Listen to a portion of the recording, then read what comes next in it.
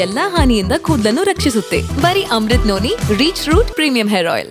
ರೇವಣ್ಣ ನಿರೀಕ್ಷಣಾ ಜಾಮೀನು ಅರ್ಜಿ ವಿಚಾರಣೆಯನ್ನ ಮುಂದೂಡಿಕೆ ಮಾಡಲಾಗಿದೆ. ನಾಳೆ ಬೆಳಗ್ಗೆ 11 ಗಂಟೆಗೆ ವಿಚಾರಣೆಯನ್ನ ಮುಂದೂಡಿದೆ ಕೋರ್ಟ್.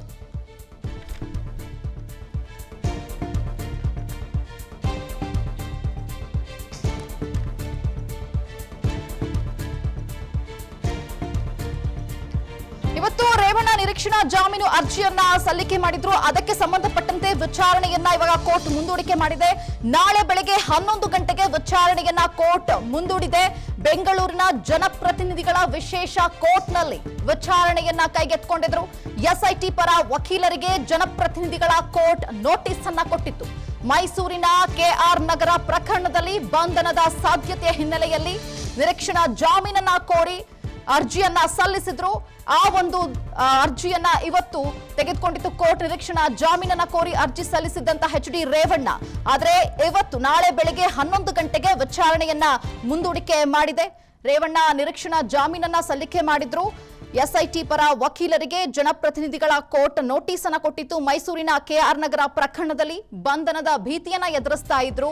ಕಿಡ್ನಾಪ್ ಅಪಹರಣ ಆಗಿರುವಂತಹ ಅಂದ್ರೆ ಸಂತ್ರಸ್ತೆಯ ಅಪಹರಣ ಆಗಿದೆ ಅನ್ನುವಂತಹ ಮಾತುಗಳು ಕೇಳಿ ಬರ್ತಾ ಇತ್ತು. ಇದೇ ವಿಚಾರಕ್ಕೆ ಸಂಬಂಧಪಟ್ಟಂತೆ ನಿರೀಕ್ಷಣಾ ಜಾಮೀನನ್ನ ಸಲ್ಲಿಕೆ ಮಾಡಲಾಗಿತ್ತು. ಬಟ್ ಆದ್ರೆ ಈ ಒಂದು ವಿಚಾರಣೆಯನ್ನ ಮುಂದೂಡಿಕೆ ಮಾಡಲಾಗಿದೆ. ನಾಳೆ ಬೆಳಿಗ್ಗೆ 11 ಗಂಟೆಗೆ ವಿಚಾರಣೆಯನ್ನ ಮುಂದೂಡಿಕೆ ಮಾಡಿದೆ. ನಿನ್ನೆಯೂ ಕೂಡ ಇದೇ ವಿಚಾರಕ್ಕೆ ಸಂಬಂಧಪಟ್ಟಂತೆ ಕೋರ್ಟ್ ಮೆಟ್ಟಿಲನ್ನ ಏರಿದ್ರು. ಅವಾಗ್ಲೂ ಕೂಡ ಇವತ್ತಿಗೆ ಮುಂದೂಡಿಕೆ ಮಾಡಲಾಗಿತ್ತು. ಬಟ್ ಇವತ್ತು ಕೂಡ ನಿರೀಕ್ಷಣಾ ಜಾಮೀನನ್ನ ಕೇಳಿ ಕೋರ್ಟ್ ಮೆಟ್ಟಿಲೇರಿದ್ರು. ಬಟ್ ಆದ್ರೆ ನಾಳೆಗೆ ಮುಂದೂಡಿಕೆ ಆಗಿದೆ.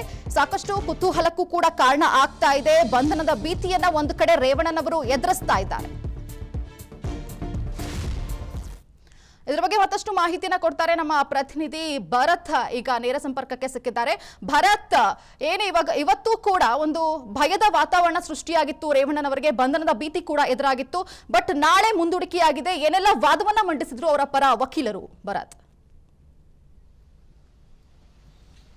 ಮನಸ ಏನು ಒಂದು ಅಶ್ಲೀಲ ವಿಡಿಯೋ ವೈರಲ್ ಪ್ರಕರಣಕ್ಕೆ ಸಂಬಂಧಪಟ್ಟಂತೆ ಸಂಸದ ಪ್ರಜ್ವಲ್ ರೇವಣ್ಣ ಮತ್ತು ಜೊತೆಗೆ ರೇವಣ್ಣನ ಮೇಲೆ ಒಳನರಸೀಪುರ ಪೊಲೀಸ್ ಠಾಣೆಯಲ್ಲಿ ಏನು ಪ್ರಕರಣ ದಾಖಲಾಗಿತ್ತು. ಸೊ ಈ ಪ್ರಕರಣಕ್ಕೆ ಸಂಬಂಧಪಟ್ಟಂತೆ ಮಧ್ಯಾಹ್ನ ಅಂದ್ರೆ ಈ ಒಂದು ಪ್ರಕರಣದಲ್ಲಿ ರೇವಣ್ಣ ಅವರಿಗೆ ಒಂದು ರಿಲೀಫ್ ನೀಡಿತ್ತು. ಇದಾದ ನಂತರದಲ್ಲಿ ಕೇರ್ಪೇಟೆಯಲ್ಲಿ ಒಂದು ಪ್ರಕರಣ ದಾಖಲಾಗಿರುತ್ತೆ. ಸೊ ಈ ಒಂದು ಪ್ರಕರಣದಲ್ಲಿ 364A ಅಂದ್ರೆ ಏನು ಬಂಧನ ಮತ್ತು ಅಕ್ರಮವಾಗಿ ಬಂಧನವಾಗಿ ಇರಿಸಿಕೊಂಡಿರುವಂತಹ ಒಂದು ಪ್ರಕರಣ ದಾಖಲಾಗಿರುತ್ತೆ. ಸೊ ಈ ಪ್ರಕರಣಕ್ಕೆ ಸಂಬಂಧಪಟ್ಟಂತೆ ಒಂದು ಬಂಧನದ ಭೀತಿ ಕೂಡ ರೇವಣ್ಣ ಅವರಿಗೆ ಎದುರಾಗಿತ್ತು. ಸೊ ಹೀಗಾಗಿ ರೇವಣ್ಣ ಅವರ ಪರ ವಕೀಲರು ಇಂದು ಒಂದು ಮಧ್ಯಂತರ ಜಾಮೀನು ನೀಡುವಂತೆ ಒಂದು ಮನವಿ ಮಾಡಿ ಅರ್ಜಿ. ನನ್ನ ಜೀವನದಲ್ಲಿ ನಾನು ಮಾತ್ರವಲ್ಲ, ನನ್ನ ಕೂದಲು ಕೂಡ ಆಗಿರ್ಬೇಕು strong and stylish.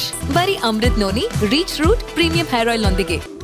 Reach root premium hair oil ಸಲ್ಲಿಸಿದ್ರು. ಜನಪ್ರತಿನಿಧಿ ನ್ಯಾಯಾಲಯಕ್ಕೆ ಸಲ್ಲಿಸಿದಂತಹ ಅರ್ಜಿ ವಿಚಾರಣೆಗೆ ಬಂದಂತಹ ಹಿನ್ನೆಲೆಯಲ್ಲಿ ಸಾಕಷ್ಟು ಮನವಿಯನ್ನು ಕೂಡ ಮಾಡಿದ್ರು. ನಾಳೆ ದಿನ ಎಸ್ಐಟಿ ಮುಂದೆ ರೇವಣ್ಣನವರು ವಿಚಾರಣೆಗೆ ಹಾಜರಾಗ್ತಾರೆ ಅಂತಕ್ಕಂಥ ನಿಟ್ಟಿನಲ್ಲಿ ಅದನ್ನು ಕೂಡ ಒಂದು ನ್ಯಾಯಾಲಯಕ್ಕೆ ಮಾಹಿತಿಯನ್ನು ಕೂಡ ನೀಡಿದ್ರು. ಇದೇ ಸಂದರ್ಭದಲ್ಲಿ ನ್ಯಾಯಾಲಯ ಕೂಡ ಈ ಒಂದು ಅರ್ಜಿ ವಿಚಾರಣೆಯನ್ನು ನಡೆಸಿ ನಾಳೆ ದಿನ 11 ಗಂಟೆಗೆ ಈ ಒಂದು ಅರ್ಜಿ ವಿಚಾರಣೆಯನ್ನು ಮುಂದೂಡಿರುವಂತದ್ದು.